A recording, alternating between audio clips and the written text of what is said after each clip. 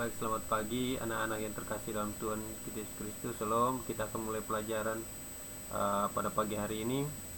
Sebelum kita mulai, mari kita berdoa. Selamat pagi Bapak. Kami terima kasih untuk saat ini. Kami akan mulai pelajaran. Sebelum kami mulai, kami mohon tuntunan penyertaan daripada-Mu Tuhan. Berikan hikmat kepada kami, supaya apa yang kami belajar kami bisa mengerti. Di dalam nama Yesus kami berdoa. Amin. Baik, terima kasih. Topik kita pada saat ini, kita akan belajar tentang indahnya mengampuni. Bahan Alkitab Kejadian 45 ayat 1 sampai ayat 14, di mana firman Tuhan ini akan berbicara tentang Yusuf bersama saudara-saudaranya, di mana Yusuf mau mengampuni saudara-saudaranya, yang di mana saudara-saudaranya telah menjualnya dan diperlakukan tidak baik. Namun akhirnya Yusuf mau mengampuni mereka. Kemudian Matius 6 ayat 14 sampai 15 berbicara tentang jikalau kita mau mengampuni kesalahan orang lain, maka Bapa di surga juga akan mengampuni kesalahan kita. Ini dasar Alkitab untuk kita belajar tentang topik ini. Yang berikut kita masuk pengantar tentang kisah Nelson Mandela. Anak-anak, apakah kamu pernah mendengar nama Nelson Mandela? Ia adalah seorang tokoh pejuang Afrika Selatan yang memperjuangkan keadilan bagi kaum kulit hitam di Afrika Selatan yang ditindas dan diperlakukan secara tidak adil. Nah, demi memperjuangkan nasib kaumnya, ia dipenjara lebih dari 20 tahun. Nah, setelah Nelson Mandela dibebaskan dari penjara, ia mencalonkan diri menjadi presiden dan memenangkan pemilihan umum di Afrika Selatan, sehingga terpilih sebagai presiden. Orang pertama yang diundang untuk makan malam bersama adalah kepala penjara. Nah, padahal dalam masa hukumannya, kepala penjara itu banyak merugikan dirinya. Ketika para wartawan mengajukan pertanyaan kepadanya, wartawan bertanya begini, mengapa Anda memberi prioritas pada kepala penjara yang sering menyakiti Anda? Nah, ini jawaban dari Nelson Mandela. Nelson Mandela katakan demikian, kamu harus terlebih dahulu mengampuni seseorang yang berada di dekatmu dan paling banyak menyakitimu. Ini luar biasa. Ini satu contoh yang diberikan oleh Nelson Mandela untuk kita mencontohi, satu contoh yang tepat untuk kita lakukan dalam kehidupan kita di sekitar kita.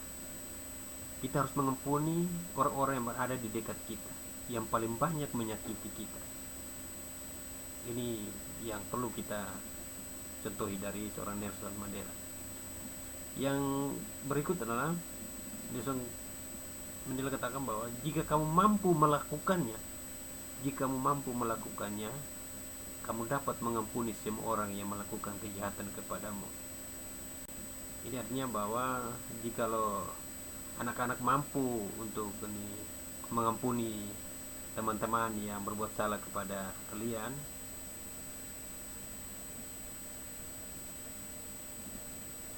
maka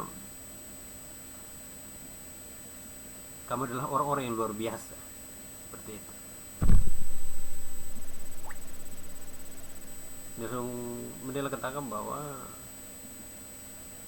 jika kita mampu mengampuni, berarti kita membebaskan diri dari kebencian dan membiarkan perasaan damai menguasai hatimu.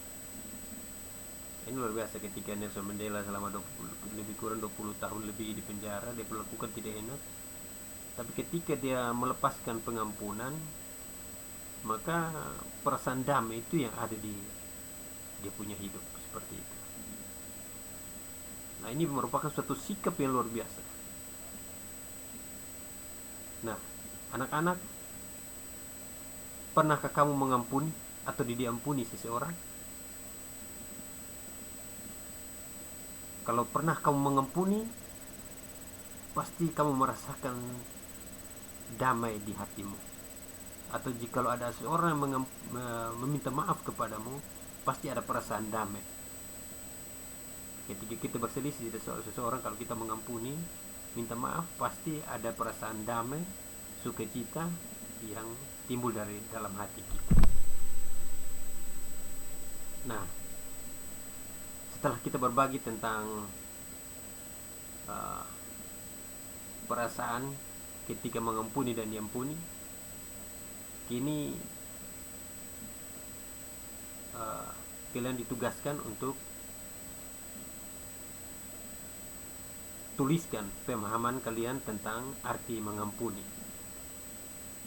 Yang kedua itu, menurut anak-anak, apa itu mengampuni? Yang ketiga, mengapa hal pengampunan penting bagi orang Kristen?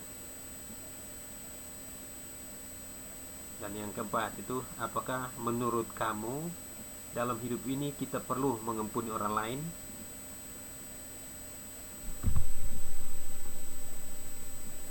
Kemudian soal yang berikut, sebaliknya, apakah kita membutuhkan pengampunan dari orang lain? Nah, anak-anak, tugas ini akan dikumpulkan minggu depan.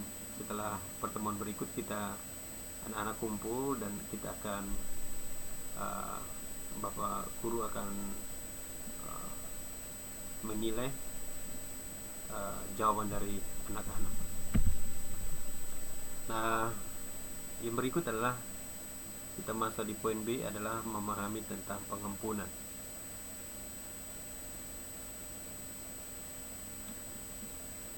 Mengampuni artinya kita memaafkan seorang atas kesalahan yang dilakukannya dan tidak mengungkit kesalahan itu lagi. Nah, anak-anak, kalau anak-anak berbuat salah dan sudah dimaafkan, dan ketika ada yang mengungkit, itu berarti belum 100% memaafkan, belum 100% mengampuni. Kalau sudah 100% mengampuni, otomatis tidak mengungkit lagi. Kita lihat pada kenyataannya cukup sulit untuk melakukannya. Memang kalau mau mengampuni itu agak sulit. Mengapa? Karena setiap orang memiliki sifat egois atau keangkuhan yang cenderung menempatkan dirinya sebagai orang yang paling benar. Betul, karena kita punya keegoisan ini membuat kita seakan-akan seolah-olah kita orang yang paling benar, sedangkan orang lain ada di pihak yang salah. Sebenarnya tidak. Ketika kita melepaskan pengampunan, maka orang yang kita mengampuni dan diampuni, kita akan sama-sama mendapatkan sukacita, mendapatkan pemahaman yang benar tentang mengampuni. Nah, mengapa demikian? Karena kita selalu tergoda hanya melihat ke dalam diri kita saja. Kita berpikir dari sudut diri sendiri dan lupa untuk berpikir dari sudut orang lain. Ini yang terjadi dalam kehidupan ini. Nah, contohnya begini. Jika terjadi masalah atau pertikaian dengan teman, kita cenderung menyalahkan teman tanpa mau berusaha payah mencari tahu. Betul tuh anak-anak? Betul, tentunya betul. Kita selalu menyalahkan teman-teman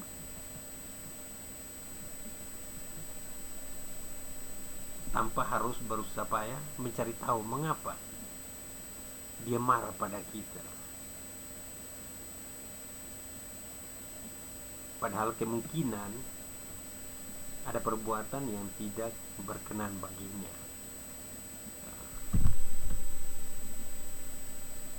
Nah, ini kita lihat di sini bahwa banyak orang mengira bahwa mengampuni berarti melupakan masalah, merelakan kesalahan orang lain, membebaskan diri dari kebencian, dendam, dan marah.